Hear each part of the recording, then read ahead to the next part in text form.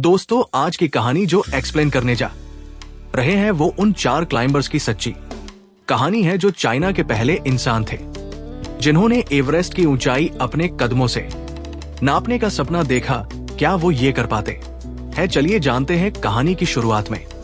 हमें बताया जाता है कि हर साल ठंड में डेमोलेसिया पंछी का झुंड इस दुनिया की सबसे बड़ी जोखिम भरी उड़ान भरता है। भयानक तूफानों का सामना होता है, उनमें से कई की जान भी जाती है, लेकिन अपनी उड़ान को वह जारी रखते हैं क्योंकि उन्हें दुनिया की सबसे ऊंची शिखर पर पहुंचना है। इसके बाद हमें क्लासरूम को दिखाया जाता है, जहां पर एक टीचर सभी को बताते हैं कि आज हमसे मिलने के लिए कैप्टन बूचो आ रहे हैं, जिन्होंने उस महान काम को पूरा किया था। बूच सभी बच्चों को बताने लगते हैं कि कैसे उसके लोग एक एक करके आगे बढ़ते चले गए और उन्होंने इस काम को पूरा कर लिया। तभी एक बच्चा उठकर उनसे सवाल करता है कि हम कैसे यकीन कर ले कि आप उस चीज को हासिल कर लिया, क्योंकि पूरी दुनिया ये कह रही है कि आप झूठ बोल रहे हैं कि एवरेस्ट पर आपने चढ़ाई करी है, आपके पास कोई सबूत नहीं है। बूचो उसकी बातें सुनकर चुप हो जाता है, उसके पास शब्द ही खत्म हो जाते। वो उसे कुछ कहता तो नहीं है, लेकिन हाँ, हमें जरूर फ्लैशबैक में चलने को कहता है, जहां पर हमें दिखाया जाता है कि कैसे उसके साथी एक एक करके बड़ी हिम्मत दिखाते हुए आगे की ओर बढ़ रहे हैं। ये सफर उनके लिए आसान नहीं है। माउंट एवरेस्ट पर चढ़ना कोई मजाक की बात नहीं है। तभी ये देखते हैं कि ऊपर से एक सैलाब उनकी तरफ आ रहा है। वो खुद को बचाने की पूरी कोशिश करते हैं, लेकिन इसमें उनके कई साथी या तो नीचे गिर जाते हैं या फिर गायब हो जाते हैं। इसमें से बूचो अपने कैप्टन का हाथ पकड़कर एक पत्थर के सहारे से सभी को रोके रखता है, पर इतने में कैप्टन के हाथ से वो कैमरा नीचे गिर जाता है, जिसमें उनकी अभी तक की सारी तस्वीरें मौजूद थी। जब सब कुछ शांत होता है तो बचो देखता है कि उसके कैप्टन अब नहीं रहे और इसीलिए उसके सारे साथी उस टीम की कमान उसे दे देते हैं। मतलब अब वो उस टीम का कैप्टन है, जिसे लेकर वो फिर से आगे बढ़ता है और उस जगह पर पहुंच जाता है जहां से इनका सपना ज्यादा दूर नहीं है। लेन के सामने अब एक चढ़ाई थी, जिसमें इनमें से किसी को बिना जूते के चढ़ना था। कैप्टन होने के नाते बूचो सबसे आगे होता है। वो नंगे पैर ही आगे बढ़ता है, हालांकि वो उसे पूरा कर लेता है, लेकिन इसमें उसके दोनों पैर पूरी तरह से खराब हो चुके थे। लेकिन इन्हें खुद की आंखों के सामने अपनी जीत दिख रही थी। थोड़ी ही दूर जाने के बाद ये उस जगह पर पहुंच जाते हैं जहां तक पहुंचने के लिए ना जाने कितने लोग हर साल अपनी जान गंवा देते हैं, पर इन्होंने कर दिखाया। ये एवरेस्ट की सबसे ऊंची चोटी पर पहुंच गए हैं निशाने के तौर पर। ये वहां पर अपने देश का झंडा गाड़ देते हैं। इनके पास कैमरा तो नहीं है, वरना ये कुछ फोटो भी क्लिक कर लेते। जितने भी लोग सही सलामत नीचे आ जाते हैं, पूरा देश इनकी तारीफ में जुट जाता है। सभी लोग इनकी प्रशंसा करते हैं। हर किसी के मन में एक संदेश था, क्या इन्होंने सच में ऐसा किया है या फिर ये आधे रास्ते से ही लौट आए। अब ये लोग अपने अपने परिजनों से मिलते हैं।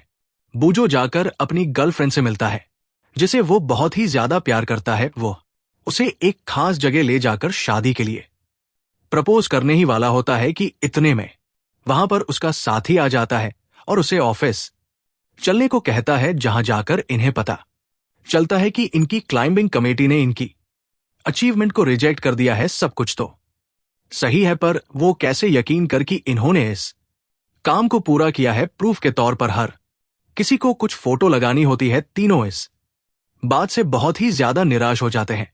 उन्हें ही पता है कि क्या सच है और क्या झूठ है, लेकिन वह दुनिया वालों को कैसे यकीन दिलाएं कि इन्होंने सच में मुकाम हासिल कर लिया है। इसलिए तीनों निराश होकर और हारा हुआ मानकर वापस आ जाते। पूरी टीम टूट गई थी।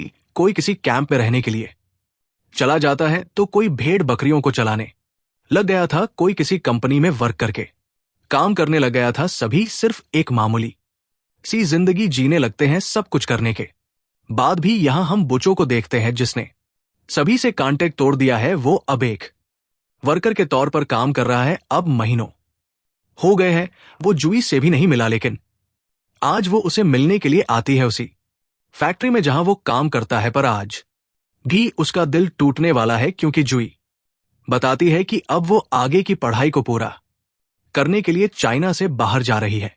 लेकिन आज भी उसे जाते हुए बूचो कुछ भी नहीं कहता और चुपचाप खड़ा रहता है। उसका दिल तो पूरी तरह से टूट चुका था, लेकिन वह अब किसी को कुछ शेयर नहीं करता। जुई उससे उस दिन के बारे में पूछती है जब वो उसे उस जगह पर ले गया था कुछ बताने के लिए, लेकिन बता नहीं पाया। आज वो फिर से उसे पूछती है कि आखिर वो उस दिन उसे क्या बताना चाहता था, लेकिन बूचो कुछ नहीं बोलता, जिससे जुई वहां से रोते हुए चली जाती है और बूचो बस उसे जाते हुए देखता रह जाता है। समय धीरे धीरे आगे बढ़ता है, साल आ जाता है 1973 का। चाइना ने एक बारी फिर से हिम्मत जुटाई है और इस बारी वो फिर से किसी टीम को एवरेस्ट पर जाने के लिए ट्रेन करते हैं।